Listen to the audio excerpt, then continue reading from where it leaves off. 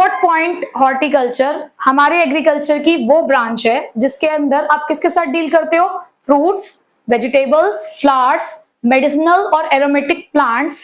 यहाँ पे मेडिसिनल और एरोमेटिक प्लांट्स है कि जैसे हमारी तुलसी एज अ मेडिसिन इस्तेमाल की जाती है, और भी बहुत सारे ऐसे हर्ब्स हैं हमारे पास जो एज अ मेडिसिन हम लोग इस्तेमाल करते हैं, यानी कि जो आयुर्वेदिक मेडिसिन बनती है उसमें उन सब चीजों का इस्तेमाल किया जाता है।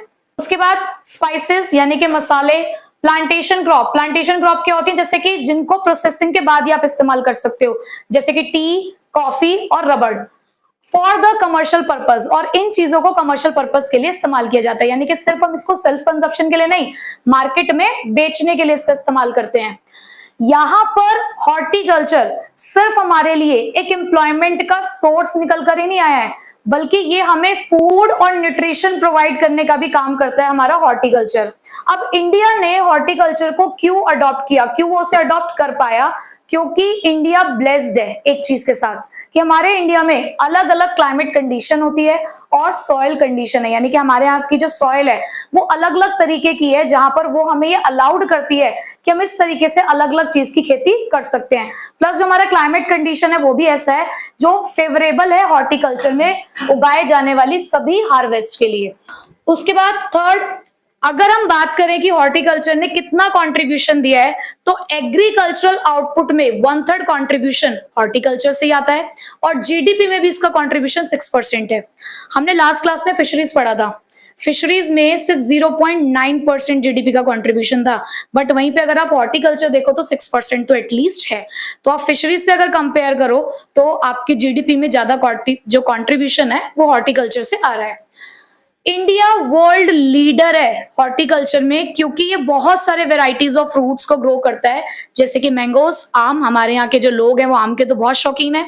बनाना, हमारे यहाँ पे लोग फास्ट बहुत रखते हैं, तो फास्ट के टाइम पे जो बनाना है वो बहुत ही न्यूट्रिशन, एनर्जी देने वाला माना जाता है, तो इसीलिए बनाना भी ये जो है हमारे यहाँ पे बहुत इस्तेमाल किया जाता है। कोकोनट, ये भी न्यूट्रिशन का सोर्स है हमारे लिए, बहुत से लोगों को कोकोनट पीने का, मतलब जो डॉक्टर है वही प्रेफर करते हैं कि आपको नारियल पानी पीना चाहिए। उसके बाद कैश्यू नट्स, ये भी हमें क्या करते हैं, कार्बोहाइड्रेट्स प्रोवाइड कराते हैं। तो ये सारे हमारे न्यूट्रिशन का सोर्स है, और क्योंकि इंडिया के लोग बहुत चटपटे हैं तो मसालों की तो क्या ही बात है, तो हमारे यहाँ पे मसाले भी बहुत ज्यादा ग्रो किए जाते हैं। उसके बाद इंडिया को कहा जाता है that India is the second largest producers for the fruits and vegetables, यानी कि इंडिया में सेकंड नंबर पे सबसे ज्यादा फ्रूट्स और वेजिटेबल्स ग्रो किए जाते हैं। तो वो कौन सा देश है जो सब इंडिया से भी ज्यादा ग्रो करता है? China. China is the first largest producers for the fruits and vegetable. After China India, और इंडिया के बाद ब्राजील। ठीक है, उस तरीके से तो जब इतना कुछ हो रहा था हॉर्टिकल्चर के अंदर, तो एक पीरियड आया 1991 से 2003 के बीच का, जहां पर उसे कहा गया गोल्डन रेवोल्यूशन, क्योंकि इस पीरियड में जो हॉर्टिकल्चर था उस पर बहुत ज्यादा ध्यान दिया गया और वो बन गया था हाईली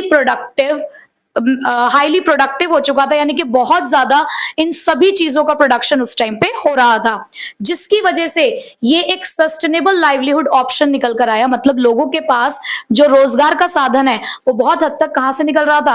हॉर्टिकल्चर से निकल रहा था। उसके बाद अगर हम देखें कि अब इस हॉर्टिकल्चर ने हमारे फार्मर्स की क्या मदद करी, तो फार्मर्स के लिए मैं बात करूं तो फार्मर्स की इकोनॉमिक कंडीशंस हमारी सुधरी थी, क्योंकि यहाँ पे अच्छा खासा लोगों को काम मिल रहा था करने के लिए। ऐसी चीजें थी जो लोगों के डेली यूसेज में आती है, भाई मसाले हम लोग डेली बेसिस पे इस्तेमाल करते हैं, फ्रूट्स वेजिटेबल्स लोग बहुत ज्यादा इस्तेमाल करते हैं, तो कहीं ना कहीं हमारे फार्मर्स की कंडीशन को ठीक कर रहा था, और बहुत सारे जो अनप्रिविलेज्ड क्लासेस हैं हमारी, उनको जीने का सहारा हॉर्टिकल्चर से ही मिल रहा था। Flower harvesting, nursery maintenance, hybrid seed production, tissue culture, propagation of fruits and the vegetables and food processing, ये एक हाईली रेम्यूनरेटिव एम्प्लॉयमेंट ऑप्शन की तरह निकल कर आया। यानी कि जो हमारी रूरल एरियाज में, गांव में रहने वाली लेडीज हैं, वो बहुत ज्यादा इन एरियाज में एंटर हुई हुई थी, और अच्छा खासा रेम्यूनरेशन यानी कि पैसा उन्हें इस एरिया में मिल जाता था। अब यहाँ पे आप फ्लावर हार्वेस्टिंग, नर्सरी मेंटेनेंस को तो समझते हैं क्या होता है? क्या आप लोगों को टिश्यू कल्चर पता है क्या होता है? टिश्यू कल्चर का मतलब होता है ये एक रिसर्च वर्क होता है, यानी कि बहुत से लोग हॉर्टिकल्चर का इस्तेमाल अपनी रिसर्च के लिए भी करते हैं। जो लोग बायोलॉजी पढ़ते हैं तो बायोलॉजी पढ़ते टाइम उनका एक रिसर्च वर्क होता है कि जो भी एनिमल्स हैं, ये जो प्लांट्स हैं, उन्हें एक आर्टिफिशियल एनवायरनमेंट में रखा जाता है और फिर देखा जाता है कि वो कैसे सरवाइव करते हैं, कैसे फंक्शन करते हैं। तो मतलब उनके ऊपर बेसिकली उन्हें स्टडी करना होता है। तो स्टडी पर्पज से भी हम हॉर्टिकल्चर का इस्तेमाल करते हैं। प्रोपेगेशन ऑफ फ्रूट्स का मतलब होता है हमारे पास ना दो तरीके होते हैं फ्रूट्स को ग्रो करने के। तो वहां पर एक होता है सैपलिंग, आपने सुना भी होगा, एक होता है सीडलिंग और एक होता है सैपलिंग। सीडलिंग का मतलब होता है जहां पे सीड्स की हेल्प से प्लांट को ग्रो किया जाता है।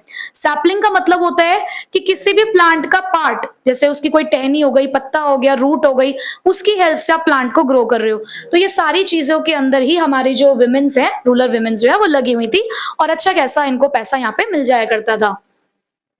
अब बात आती है कि अब हॉर्टिकल्चर को कैसे इंप्रूव कर सकते हैं, क्या क्या हमें मेजर्स यहाँ पर लेकर आने होंगे कि इतना अच्छा हमारे लिए सोर्स ऑफ लाइवलीहुड है, एम्प्लॉयमेंट अपॉर्चुनिटीज मिल रही हैं यहाँ पे, तो और क्या किया जा सकता है। पहली बात तो इसको एनकरेज करो, ज्यादा से ज्यादा इसको बढ़ावा दो, इसको आगे ले जाने की कोशिश करो ताकि सभी लोग इस चीज को समझ सके कि अगर आपके पास फार्म एक्टिविटीज नहीं है तो कुछ और एक्टिविटीज भी है हमारे पास जो आपको अच्छी खासी इनकम कमा के दे सकती हैं। उसके अलावा यहाँ पे हमें इन्वेस्टमेंट करने की जरूरत है। किन एरियाज में? आप इलेक्ट्रिसिटी में इन्वेस्टमेंट दो इन्हें, कोल्ड स्टोरेज, क्योंकि यहाँ पे बहुत सारी चीजें ऐसी हैं जो आप जिसको आपको स्टोर करके रखना पड़ेगा। मार्केट के साथ लिंक बनाना शुरू करो। उसके अलावा जो स्मॉल प्रोसेसिंग यूनिट्स हैं, क्योंकि देखो यहाँ पर हमारे प्रोसेसिंग यूनिट्स भी हैं। प्रोसेसिंग यूनिट्स जैसे आलू से चिप्स बनाना, ये प्रोसेसिंग यूनिट में होता है। शुगर केन से शुगर बनाना प्रोसेसिंग यूनिट्स हैं। तो ऐसी छोटी छोटी प्रोसेसिंग यूनिट्स खुलनी चाहिए। उसके अलावा टेक्नोलॉजी का इंप्रूवमेंट जरूरी है और उसका डिसेमिनेशन, डिसेमिनेशन मतलब फैलाना। टेक्नोलॉजी इंप्रूव करो और जगह जगह तक उसको फैलाओ। तो ये था हमारा हॉर्टिकल्चर और बहुत मतलब अब तक आपने 4 पढ़े।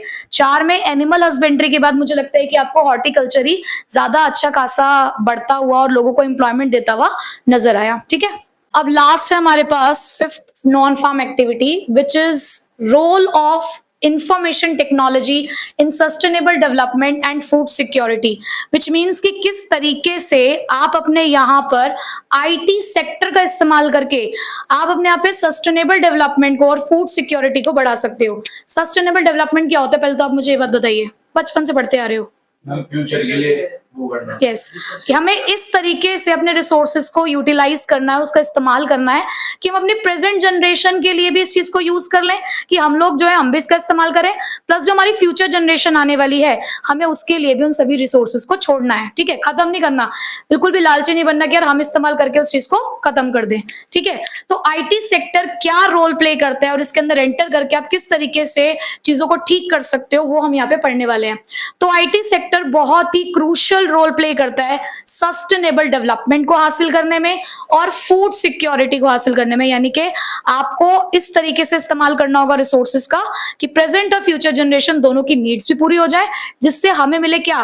फूड सिक्योरिटी, कि कल को दोबारा ऐसी पोजीशन में हम ना आ जाए, कंडीशन में ना आ जाए जहां पे हमें फॉरेन कंट्रीज के ऊपर डिपेंड होना पड़े खाने के लिए, जैसा कि आजादी से पहले हुआ करता था। ठीक है, through appropriate information and software tools, अब हम ज्यादा से ज्यादा अगर अपने इंफॉर्मेशन और सॉफ्टवेयर टूल्स का इस्तेमाल करेंगे तो गवर्नमेंट ना प्रिडिक्ट कर पाएगी कि फूड सिक्योरिटी कितनी है, क्या वनरेबिलिटीज हो सकती है। वनरेबिलिटीज मतलब कि कल को अगर ये फूड हमारे यहाँ पे खत्म होने लगेगा, कल को रिसोर्सेज खत्म होने लगेंगे तो उसके क्या नेगेटिव कॉन्सिक्वेंसेस झेलने में पड़ सकते हैं, कितनी बुरी से बुरी और बदतर से बदतर हालत हो सकती है, इन सभी चीजों को प्रिडिक्ट कर पाएंगे अपने सॉफ्टवेयर टूल्स की हेल्प से। ठीक है, तीसरा काम एक्शंस लेने की जरूरत है। किस चीज के लिए एक्शंस लेने की जरूरत है? टू प्रिवेंट एंड रिड्यूस, ताकि हम बचा सके या कम कर सके किस चीज को? इमरजेंसी की सिचुएशन को। हमें क्यों करना है भाई? जब हमें पता लगता है ना कि हमारे यहाँ पे किसी चीज की कमी हो रही है तो हम उसका इस्तेमाल थोड़ा कम करना शुरू कर देते हैं। सपोज करो आपके घर में दूध आता है 2 लीटर, अब किसी दिन क्या होता है कि दूध ज्यादा इस्तेमाल हो गया तो हमें दिख रहा है कि यार अभी आधा दिन बचा है, अभी भी आधा दिन में अंदर हमें कॉफी बनानी पड़ सकती है, टी बनानी पड़ सकती है, तो हम क्या करेंगे? थोड़ा सा यूज करना उसका कम कर देंगे। तो जो हमें पहले से दिख रहा है ना कि रिसोर्सेज की कमी हो रही है तो इमरजेंसी की सिचुएशन ना आ जाए, मतलब ऐसा ना हो जाए कि हमें कहीं और से उसको लेना पड़े या महंगा खरीदना पड़े, तो पहले से हम चीजों को क्या करके चलें? बचा कर चलें। It also acts as a tool for realizing the creative potential and knowledge embedded in the society. यानी कि आईटी सेक्टर लोगों तक इंफॉर्मेशन पहुंचाने के काम भी आता है, लोगों को नॉलेज देने के काम भी आता है कि किस तरीके से सोसाइटी को ये पता चले कि आईटी सेक्टर हमारे लिए कितना जरूरी है। ये जो इंफॉर्मेशन टेक्नोलॉजी है वो उन तक ये पहुंचाए कि हमारे रिसोर्सेस क्या है, कौन कौन सी एक्टिविटीज हम परफॉर्म कर सकते हैं, किस तरीके से हम फूड को बचाकर चल सकते हैं। तो सारी इंफॉर्मेशन, सारी नॉलेज हम आईटी के थ्रू पहुंचा सकते हैं। और लास्ट पॉइंट इसका जो बहुत इंपॉर्टेंट है वो है एम्प्लॉयमेंट अपॉर्चुनिटीज। रूरल एरियाज के अंदर अगर हमें एम्प्लॉयमेंट अपॉर्चुनिटीज जनरेट करनी है तो ये एक बहुत ही अच्छा सोर्स है, इसके अंदर पोटेंशियल है कि आईटी सेक्टर को रूरल एरियाज तक पहुंचाकर भी हम यहाँ पे एम्प्लॉयमेंट जनरेशन कर सकते हैं। हम पढ़ी क्या रहे हैं इस पूरे चैप्टर के अंदर? Rural development. तो आप देख रहे होगे कि जितनी भी बातें हम पढ़ रहे हैं वो रूरल एरियाज के पॉइंट ऑफ व्यू से पढ़ रहे हैं, क्योंकि हमें उनको ग्रो करना है। अर्बन एरियाज में फिर भी एम्प्लॉयमेंट अपॉर्चुनिटीज है, हमें एम्प्लॉयमेंट अपॉर्चुनिटीज जनरेट करने की कहाँ जरूरत है? रूरल एरियाज के अंदर, क्योंकि जब काम होगा तो ही पैसा आएगा, और जब पैसा आएगा तभी डेवलपमेंट होगा। बिना पैसों के कोई डेवलपमेंट नहीं होता है। तो ये थे हमारा रोल ऑफ आईटी। ये मेन 5 हमारे सोर्सेज हमने निकाल के लेकर आए कि अगर आप नहीं भी करते हो फार्म एक्टिविटीज, मेन एग्रीकल्चर में नहीं भी जाते हो, तो उसकी बहुत सारे अदर ब्रांचेस भी है हमारे पास, बहुत सारे अदर एरियाज भी हैं जिसमें एंटर करके आप अपने इनकम को स्टेबलाइज कर सकते हो, इंक्रीज कर सकते हो, अपना स्टैंडर्ड ऑफ लिविंग इंप्रूव कर सकते हो। अब इन्हीं 5 के बीच में ना कुछ रेवोल्यूशंस आए, कुछ चीजें आई जिन्होंने हमारे देश की कंडीशन को थोड़ा सा बदला। तो याद है जब हम डेयरिंग वाला कॉन्सेप्ट पढ़ रहे थे तो उसमें आया था ऑपरेशन फ्लड। हमने वहां जस्ट उसका इंट्रोडक्शन लिया था कि ऑपरेशन फ्लड क्या है। अब पूरा हम डिटेल में पढ़ लेते हैं क्योंकि कई बार ये पूछ लिया जाता है कि व्हाट इज ऑपरेशन फ्लड। तो ऑपरेशन फ्लड यानी कि बाढ़ आ जाना। अब यहाँ पे बाढ़ किस चीज की आई थी? मिल्क प्रोडक्शन यहाँ पे इंक्रीज हो गया था। तो क्या था ऑपरेशन फ्लड?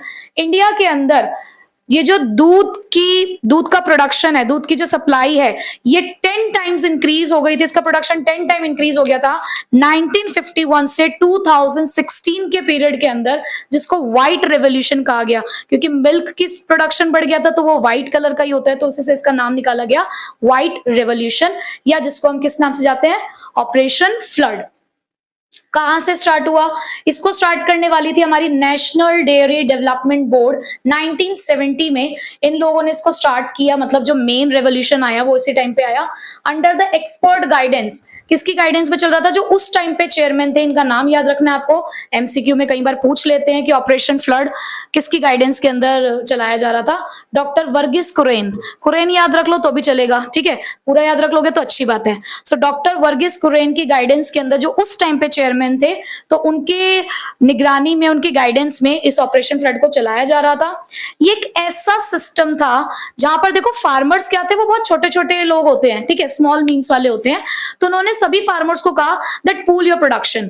आप एक काम करो, सभी अलग अलग जगह पर अपना प्रोडक्शन करो, क्योंकि आपको जगह कम है, आप ज्यादा नहीं आप प्रोडक्शन कर सकते, कोई बात नहीं, जो जितना प्रोड्यूस कर पा रहा है अपनी प्रोडक्शन हमारे पास लेकर आओ, पूलिंग कर लो उस चीज की, ठीक है, डिफरेंट ग्रेडिंग के अकॉर्डिंग। डिफरेंट ग्रेडिंग कैसे हो सकता है? क्वालिटी के बेसिस पे हो सकता है, गाय का दूध, भैंस का दूध, बकरी का दूध, तो इस तरीके की ग्रेडिंग करके आप हमारे पास लेकर आओ, और उसके बाद हम उसको प्रोसेस करेंगे, यानी कि अपने आप उसको मार्केटिंग की कंडीशन में लेकर आएंगे अपने आप, और हम अर्बन सेंटर्स पे इसको बेचेंगे। यानी कि रूरल एरियाज में ये काम हो रहा था, और कहां जाके बेचा जा रहा था? अर्बन सेंटर्स में, अपनी कोऑपरेटिव्स के थ्रू। उसके बाद जो फार्मर्स थे वो फेयर प्राइस और इनकम यहाँ पर चार्ज कर पा रहे थे। मकसद यही था कि फार्मर्स की बार्गेनिंग पावर को इंक्रीज करना था। एक अकेला बंदा लड़ नहीं पा रहा था, पर जब सारे मिलकर आए तो बार्गेनिंग पावर क्या हो गई? इंक्रीज हो गई। तो यहाँ पे उनकी फेयर प्राइस और इनकम उनको मिलनी शुरू हुई। अब किससे? सप्लाई ऑफ मिल्क के थ्रू, और अर्बन मार्केट्स पे उसको क्या किया जा रहा था? बेचा जा रहा था। तो इसकी सक्सेस स्टोरी हमें देखने को मिलती है। सबसे पहली सक्सेस स्टोरी इस चीज की गुजरात में, जहां पर अमूल इंट्रोड्यूस हुआ एज अ कोऑपरेटिव्स, और आज हम अमूल को सब लोग जानते हैं। सिर्फ वो गुजरात तक ही रिस्ट्रिक्टेड नहीं है, वो पूरे देश में फैल चुका है, ठीक है। तो गुजरात की जो सक्सेस स्टोरी है वो इसका प्योर एग्जाम्पल है कि किस तरीके से ऑपरेशन फ्लड हमारा आया, ठीक है। अब हमारे पास 2 और रेवोल्यूशन आए, ग्रीन रेवोल्यूशन और गोल्डन रेवोल्यूशन। मैंने जानबूझ के ग्रीन रेवोल्यूशन भी यहाँ पे मेंशन किया है। अगर हम देखें तो ग्रीन रेवोल्यूशन तो हम पहले भी पढ़ चुके हैं, वो इसलिए मेंशन किया मैंने क्योंकि कई बार बच्चा कंफ्यूज हो जाता है ग्रीन और गोल्डन में। तो आपको ध्यान रखना है कि ग्रीन रेवोल्यूशन में क्या हुआ और गोल्डन रेवोल्यूशन में क्या हुआ। जब हम बात करते हैं ग्रीन रेवोल्यूशन की, तो ग्रीन रेवोल्यूशन आया था 1960s में। इसके बारे में हमने पढ़ा था चैप्टर नंबर 2 के अंदर, जब हम पढ़ रहे थे इंडियन इकोनॉमी बिटवीन 1950 टू 1990। तो वहीं पे हमने पढ़ा कि जब हमारे पास कुछ रिफॉर्म्स आए थे, न्यू एग्रीकल्चरल स्ट्रैटेजी आई थी, तो उस टाइम पर ग्रीन रेवोल्यूशन आया, जिसके अंदर हमने यहाँ पे इंक्रीज किया प्रोडक्शन फूड ग्रेन्स का। क्यों? क्योंकि जैसी हमें आजादी मिली थी ना, तो आजादी के बाद भी हम फूड के लिए दूसरी कंट्री के ऊपर डिपेंड थे। तो हमें खाने के लिए किसी के आगे हाथ नहीं फैलाना था, हमें फॉरेन डिपेंडेंसी और फॉरेन इंटरफेरेंस को रिड्यूस करना था। इसीलिए हमने सबसे पहले ये काम किया कि पहले अपना पेट भरना है, पहले अपने खाने का जुगाड़ करना है। बाकी चीजें तो हम करते रहेंगे ठीक, बट पहले खाने की कमी को पूरा करना है अपने देश में। तो इसलिए 1960s के अंदर HYV सीड्स यानी कि हाई यील्डिंग वैरायटी सीड्स को इंट्रोड्यूस किया गया, फर्टिलाइजर्स और पेस्टिसाइड्स का इस्तेमाल किया गया, जिससे कि हम अपने यहाँ पर जो फूड ग्रेन की प्रॉब्लम है उसको सॉल्व कर सके। तो ग्रीन रेवोल्यूशन ने इंक्रीज किया था production of rice and wheat with the help of better supply of water. ठीक है, तो इसकी वजह से क्या हुआ बेसिकली उस टाइम पे ग्रीन रेवोल्यूशन में, हालांकि बहुत सारी अदर क्रॉप्स का भी यहाँ पे डेवलपमेंट हुआ था, प्रोडक्शन इंक्रीज हुआ था, बट राइस और व्हीट में हमें ये चीज सबसे ज्यादा देखने को मिली, जिसकी वजह से इंडिया को सेल्फ सफिशिएंसी मिली इन फूड ग्रेन्स, यानी कि हम आत्मनिर्भर बन गए थे फूड ग्रेन्स के मामले में। तो ये काम किसकी वजह से हुआ? Green revolution. अब हमने पढ़ा यहाँ पे गोल्डन रिवोल्यूशन के बारे में, जब हमने अभी हॉर्टिकल्चर के अंदर पढ़ा 1991 से लेकर 2003 के पीरियड में, जिसको हमने गोल्डन रिवोल्यूशन कहा, जिसके अंदर हॉर्टिकल्चर्स के एरियाज में इन्वेस्टमेंट करना शुरू किया, जिसकी वजह से ये सेक्टर एक प्रोडक्टिव सेक्टर की तरह निकल कर आया और लोगों के लिए एक सस्टेनेबल लाइवलीहुड, यानी कि एक ऐसा काम है जो कभी बंद होने वाला नहीं है, ये लगातार चलने वाली चीजें हैं।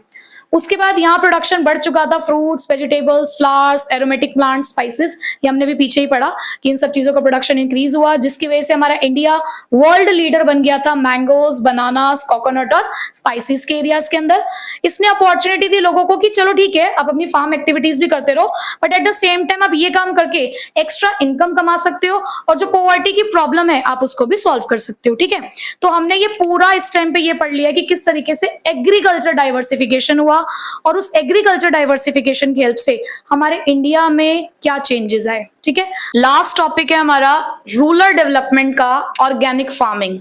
इस पूरे चैप्टर के अंदर हम लोगों ने इन डिटेल ये पढ़ा कि हम करना चाहते हैं डेवलपमेंट रूरल एरियाज का, और उसके लिए हमने ये जाना कि हमारे रूरल एरियाज में प्रॉब्लम्स क्या थी, उन प्रॉब्लम्स का सॉल्यूशन देखा। फिर हमने ये देखा कि अगर डेवलपमेंट करना है तो डेवलपमेंट कहाँ कहाँ करना होगा, किन किन एरियाज को बदलना होगा। तो हमने कुछ इश्यूज के साथ डील किया, जैसे कि रूरल क्रेडिट था, एग्रीकल्चर डाइवर्सिफिकेशन था, एग्रीकल्चर मार्केटिंग था। ठीक है, अब हम आते हैं लास्ट टॉपिक, ऑर्गेनिक फार्मिंग, जो ये बताता है कि मेजर प्रॉब्लम क्या है हमारे एग्रीकल्चर के अंदर, कि यहाँ पर लोगों के पास पैसे नहीं है उन महंगे महंगे फर्टिलाइजर्स या फिर हाई यील्डिंग वेराइटी सीड्स, यानी कि HYV सीड्स जो है हमारे, हम उनको खरीद नहीं सकते। हमारा फार्मर जो है वो इन सभी चीजों को नहीं खरीद सकता, उसे नए पैटर्न चाहिए कि किस तरीके से वो ज्यादा से ज्यादा अपने एग्रीकल्चर की प्रोडक्टिविटी को इंक्रीज कर सकता है। Plus sustainable development, rural development sustainable development के लिए भी एक बात कहता है कि सिर्फ रूरल डेवलपमेंट ही नहीं, हमें सस्टेनेबल डेवलपमेंट भी चाहिए। और सस्टेनेबल डेवलपमेंट का मतलब क्या होता है कि आज की जनरेशन भी अपनी नीड्स को पूरा कर ले, प्लस फ्यूचर की जनरेशन की जो नीड्स हैं उसको भी पूरा किया जा सके। तो उसी के साथ हमें लेकर चलना होगा ऑर्गेनिक फार्मिंग को। ठीक है, ऑर्गेनिक फार्मिंग इस चैप्टर का one of the most important topic है इस टाइम पे। ठीक है, बहुत बार ऑर्गेनिक फार्मिंग का क्वेश्चन जो है वो पूछ लिया जाता है।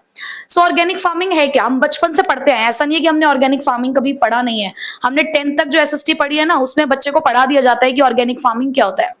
ऑर्गेनिक एक ऐसी फार्मिंग जहां पर आप केमिकल्स का इस्तेमाल नहीं करते हो, फर्टिलाइजर्स, ये जो आपके सिंथेटिकल फर्टिलाइजर्स होते हैं आप इनका इस्तेमाल नहीं करते हो, बल्कि जो आपके नेचुरल रिसोर्सेज है, जो नेचुरल मैन्योर है, आप उसी का इस्तेमाल करके यहाँ पर फार्मिंग करते हो। ठीक है, सो ऑर्गेनिक फार्मिंग क्या है? It is also a form of agriculture. ये कोई एग्रीकल्चर से अलग नहीं है, फार्मिंग वर्ड आ रहा है उसके अंदर तो उससे अलग तो नहीं हो सकता ना। So it is also a form of agriculture that relies on, लेकिन ये किसके ऊपर काम करता है, कौन सी टेक्निक्स को इस्तेमाल करता है? जैसे कि क्रॉप रोटेशन, क्रॉप्स को रोटेट करना, उसके अलावा कंपोस्ट, यानी कि किस चीज का, कंपोस्ट क्या होता है? काऊ डंग वगैरह, जो आपके नेचुरल मैन्योर्स हैं उन सब चीजों का इस्तेमाल करना, green manure, biological pest control. अब देखो पेस्ट कंट्रोल ना जरूरी है, क्योंकि जो भी हमारी फसल होती है उसे कीड़े मकोड़े खा जाते हैं, तो उसके लिए हम पेस्टिसाइड्स कराते हैं। अब पेस्ट कंट्रोल जरूरी है, लेकिन जो पेस्ट कंट्रोल हम कराते हैं वो भी एक तरीके का केमिकल ही होता है, तो इसलिए हमें यहाँ पर भी नेचुरल पेस्ट कंट्रोल की जरूरत पड़ती है। अब करता क्या है ऑर्गेनिक फार्मिंग? ये सिंथेटिकल केमिकल फर्टिलाइजर्स को यूज नहीं करता। सबसे बड़ा एडवांटेज यही है कि यहाँ हम एक ऐसी फसल खा रहे हैं, ऐसी वेजिटेबल्स, ऐसे फ्रूट्स हमें मिल रहे हैं जो केमिकल फ्री है। और आज के टाइम पे यही बहुत बड़ी बात है। हमने सुना है वेजिटेबल्स आती हैं, फ्रूट्स आते हैं पॉलिश्ड, नेचुरल है ही नहीं वो कुछ भी, सारे आर्टिफिशियल है। कहते हैं ना इंजेक्शन से बड़े कर कर के वो फ्रूट्स हमें दिए जा रहे हैं। सीजनल फ्रूट्स कहाँ मिलते हैं आजकल? हर सीजन में पूरे 12 महीने अब हमें हर फ्रूट मिलता है। ये कैसे पॉसिबल हो पा रहा है? चीजें आर्टिफिशियल हो गई हैं इसलिए ना। तो ऑर्गेनिक फार्मिंग हमें एक नेचुरल चीज दे रहा है, हमें प्योर चीज दे रहा है। उसके अलावा it is the process of producing the safe and healthy food. यहाँ पर हमें एक एश्योरेंस है कि जो हम खा रहे हैं ना वो हेल्दी है और उससे हमारी जो लाइफ है वो सेफ है। आजकल ये जो लाइफ स्पेन है लोगों का वो कम भी इसलिए होने लगा है। इतनी सारी जो डिसीज आजकल होने लगी हैं, पहले ये सारी डिसीज ना बहुत रेयर हुआ करती थी, लेकिन आजकल बहुत कॉमन हो गई है कुछ डिसीज। क्यों? क्योंकि यहाँ जो खाना पीना है वो मिलावटी हो चुका है, नकली हो चुका है। तो ऑर्गेनिक फार्मिंग उसके लिए हमारे लिए एक सॉल्यूशन लेकर आती है कि हमें सेफ और हेल्दी फूड प्रोवाइड कर रही है। It restores, maintains and enhances the ecological balance। एक बात बताओ, अगर आप ये नकली चीजें, ये सिंथेटिकल, ये केमिकल्स आप सॉइल में अगर यूज करोगे तो उससे सॉइल की फर्टिलिटी भी तो खराब होती है ना। आपका जो इकोसिस्टम है वो भी तो खराब हो रहा है, आपका जो इन्वायरमेंट है वो भी तो डिग्रेड हो रहा है। तो ये सारी चीजों को बचाने के लिए हम लेकर आए हैं ऑर्गेनिक फार्मिंग, ठीक है। बट इस ऑर्गेनिक फार्मिंग के अपने कुछ बेनिफिट्स और अपने कुछ चैलेंजेस हैं। क्या बहुत ज्यादा आप सुनने को मिलती है आपको ऑर्गेनिक फार्मिंग? नहीं, बहुत ज्यादा नहीं। आजकल हाँ, जब आप ऑनलाइन सर्च करो ना तो आपको ऑर्गेनिक फूड्स मिलते हैं आजकल। तो बहुत से लोग हैं जो उसका इस्तेमाल करते हैं, बट बहुत कम इस्तेमाल करते हैं। हर किसी के घर में ऑर्गेनिक फार्मिंग से आने वाला सामान नहीं है। क्यों? रीजन क्या हो सकता है? कहीं ना कहीं कॉस्टली भी होता है, ठीक है। तो चलो देखते हैं हम कुछ बेनिफिट्स क्या है। तो सबसे पहला है इकोनॉमिकल पता है किस सेंस में है? इनपुट्स के यूसेज के लिए, कि यहाँ पर आपको महंगे महंगे फर्टिलाइजर्स यूज नहीं करने, आपको HYV सीड्स यूज नहीं करने, आपको केमिकल्स यूज नहीं करने, आपको महंगे पेस्टिसाइड्स यूज नहीं करने, इसलिए इकोनॉमिकल है। आपके पास सब कुछ यहाँ पे कैसा है? नेचुरल है। तो नेचुरल चीजें तो फ्री है ना, नेचर तो हमारे लिए फ्री है, तो इसलिए इकोनॉमिकल है। Second, income through the exports. आपको पता है जिन चीजों की कदर हमें नहीं है ना, बाहर वालों को बहुत है। तो ये जो ऑर्गेनिक फूड हमारे यहाँ पर आता है ऑर्गेनिक फार्मिंग से, इसकी डिमांड फॉरेन मार्केट्स में बहुत है। तो हम क्या करते हैं, अपने यहाँ का ज्यादा से ज्यादा जो ऑर्गेनिक फूड है, जो ऑर्गेनिक फार्मिंग से निकलने वाली चीजें हैं, वो हम बाहर एक्सपोर्ट करते हैं और वहां से हम इनकम अर्न करते हैं। थर्ड फायदा क्या है? Provides the healthy food. ये तो हमने यहाँ पर भी पढ़ा कि यहाँ पर हमें एक ऐसा खाना मिल रहा है जो हमारी हेल्थ के लिए अच्छा है। फोर्थ, सोर्स ऑफ एम्प्लॉयमेंट भी है। क्यों? जो कन्वेंशनल फार्मिंग होती है ना, जो अब तक हमारे यहाँ पे चल रही है, उसमें लेबर कम इस्तेमाल होती है, लेकिन जो ऑर्गेनिक फार्मिंग है उसके अंदर लेबर का इस्तेमाल ज्यादा होता है। और इंडिया के लिए ये एक बून है, वरदान है, क्योंकि इंडिया के अंदर लेबर की कमी नहीं है, लोगों को काम चाहिए। तो ज्यादा से ज्यादा अगर ऑर्गेनिक फार्मिंग को बढ़ाया जाएगा ना तो इंडिया के लिए ये अच्छा होगा, ठीक है। तो यहाँ पे लोगों को एम्प्लॉयमेंट मिलेगा, हमारे एनवायरमेंट की सेफ्टी भी रहेगी। अगला बेनिफिट हमारे लिए ये है कि सेफ्टी है हमारे एनवायरमेंट की। क्यों? आप कुछ भी यहाँ पे सिंथेटिकल केमिकल यूज नहीं कर रहे हो, और जितना कम केमिकल चीजों को यूज करोगे एनवायरमेंट उतना ही प्योर रहेगा, और उससे निकलने वाली चीजें भी आपको उतनी ही प्योरेस्ट फॉर्म में मिलेंगी। Last, it sustains the soils fertility. Obviously कि जब आप यहाँ पे कुछ भी नकली नहीं यूज कर रहे हो तो जो हमारी सॉइल है, जो फर्टिलिटी है उसकी, तो वो भी फर्टाइल रहेगी, उपजाऊ रहेगी, और ज्यादा से ज्यादा आपको प्रोडक्टिविटी वो दे पाएगी। तो ये तो थे हमारे कुछ बेनिफिट्स कि सस्ता होता है इन टर्म्स ऑफ इनपुट्स। उसके अलावा आप बाहर बेचकर एक्सपोर्ट्स कर सकते हो, तो उससे आपके पास पैसे आएंगे। हेल्दी फूड मिल रहा है, एम्प्लॉयमेंट अपॉर्चुनिटीज जनरेट हो रही है, इन्वायरमेंट आपका सेफ है, उसके अलावा सॉइल की फर्टिलिटी मेंटेन्ड है। बट इसी के साथ कुछ चैलेंजेस निकल कर आए। चैलेंजेस क्या कि क्यों ऑर्गेनिक फार्मिंग इतना ज्यादा अभी भी बढ़ चढ़कर नहीं दिख रहा है, क्या प्रॉब्लम्स आ रही है हमारे सामने? तो पहला है लेस पॉपुलर है। बहुत से लोगों को पता ही नहीं ऑर्गेनिक फार्मिंग के बारे में, हमारा फार्मर जानता ही नहीं है कि ऑर्गेनिक फार्मिंग क्या होती है। बहुत सारे ऐसे लोग हैं, तो जरूरत है कि हम उनको एडुकेट करें सब चीजों के बारे में कि ऐसा भी कुछ होता है, इस तरीके भी चीजों को किया जा सकता है। तो पॉपुलराइज करने की बहुत ज्यादा जरूरत है। आप पॉपुलराइज कर भी दोगे तो इंफ्रास्ट्रक्चर की कमी है। जो चीजें हमें चाहिए ऑर्गेनिक फार्मिंग के लिए, कहीं ना कहीं वो सपोर्टिंग सर्विसेज जो है वो हमारे पास अभी भी नहीं है। हम नहीं पहुंचा पा रहे अपने फार्मर्स तक वो सारी फैसिलिटीज, और उसी के साथ साथ लैक ऑफ मार्केटिंग फैसिलिटीज भी है। ऑर्गेनिक फार्मिंग से बनने वाले प्रोडक्ट्स की जो मार्केट्स हैं वो बहुत ज्यादा नहीं है, क्योंकि हर कोई इसको परचेज नहीं कर सकता है। हर किसी को आजकल वही ठीक है जो मिल रहा है वही चाहिए। लोग क्या कहते हैं ना, कहते हैं झंझटों में नहीं पड़ते कि ठीक है हमें नहीं चाहिए ये सब सामान क्योंकि कॉस्टली है। कहीं ना कहीं ऑर्गेनिक फार्मिंग वाले जो प्रोडक्ट्स हैं वो कैसे हैं, कॉस्टली हैं, क्योंकि जब सामान अच्छा बनेगा, क्वालिटी का बनेगा, तो देखो महंगा भी बिकेगा। और महंगा क्यों बिक रहा है, क्योंकि कम बन रहा है। अगर ये चीज कल को ज्यादा बनने लग जाएगी तो महंगाई नहीं होगी ना इतनी, नॉर्मल मिलने लग जाएगा। उसके बाद यील्ड कम है, प्रोडक्टिविटी इतनी नहीं आ पाती है इससे, मतलब इनपुट्स का इस्तेमाल ज्यादा होता है बट उसके कंपैरिजन में जो आउटपुट है वो इतना ज्यादा हमें नहीं मिल पाता है। शॉर्टर फूड लाइफ है, ऑर्गेनिक फार्मिंग से होने वाले जो हमारे प्रोडक्ट्स हैं उनका लाइफ स्पेन इतना नहीं होता, मतलब वो ज्यादा जल्दी खराब हो जाते हैं। अगर हम केमिकल्स वालों की बात करें तो भैया वो तो केमिकल लगाए जा रहे हैं ना लगाने के लिए ताकि वो लंबे समय तक चल पाए, बट यहाँ कोई केमिकल तो लग नहीं रहा है। इसका तो जो नेचुरल टाइम स्पेन होगा, भैया अगर केले हैं, केले अगर 2 से 3 दिन तक चल सकते हैं तो 2 से 3 दिन ही चलेंगे। टमाटर है 2 से 3 दिन चल सकते हैं तो 2 से 3 दिन चलेंगे, बट वहीं पे अगर आप उसके ऊपर केमिकल छिड़क दोगे तो वो हफ्ते भर या 10 दिन या 20 दिन भी चल जाएंगे। तो इट डिपेंड्स। तो यहाँ पर जो फूड लाइफ है वो कम होती है। लिमिटेड चॉइसेस है लेकिन यहाँ पे क्रॉप्स की, आप सारी चीजें नहीं ग्रो कर सकते with the use of organic farming. बहुत ही लिमिटेड हमारे पास यहाँ पे कुछ क्रॉप्स हैं जिनको आप ऑर्गेनिक फार्मिंग के थ्रू यूज, मतलब जो ग्रो है वो कर सकते हो। ठीक है, तो चैलेंजेस भी हैं, बेनिफिट्स भी है, बट स्टिल हम ये कहना चाहेंगे कि ऑर्गेनिक फार्मिंग एक बहुत ही अच्छी चीज है रूरल डेवलपमेंट के लिए, प्लस हमारे लिए भी सस्टेनेबल डेवलपमेंट के लिए भी, और इसको ज्यादा से ज्यादा बढ़ावा देना चाहिए। ठीक है, अब लास्ट पता है हमें क्या पढ़ना है, हमने पूरा चैप्टर पढ़ लिया है। अब हमें ये पढ़ना है कि क्रिटिकल अप्रेजल, इवैल्यूएशन। हमने पूरा रूरल डेवलपमेंट पढ़ा तो उसका क्या रिजल्ट निकला, बेसिकली वो हम पढ़ने वाले हैं। ठीक है, अब नेक्स्ट लास्ट हमारा इवैल्यूएशन ऑफ रूरल डेवलपमेंट, यानी कि हमने क्या क्या देखा बेसिकली इस पूरे चैप्टर के अंदर और क्या करने की जरूरत है। तो 4 चीजें हमारे पास यहाँ पर इवैल्यूएशन के लिए: stress on diversification, rural and urban linkages, third है हमारे पास बेटर फैसिलिटीज, और फोर्थ है हमारे पास more emphasis on the sustainable development. तो पहले अगर मैं बात करूं स्ट्रेस ऑन डाइवर्सिफिकेशन की, तो यहाँ पर ये कहा गया कि अगर हमें रूरल एरियाज का डेवलपमेंट करना है तो कहीं ना कहीं हमें उन्हें डाइवर्सिफाई करना ही पड़ेगा।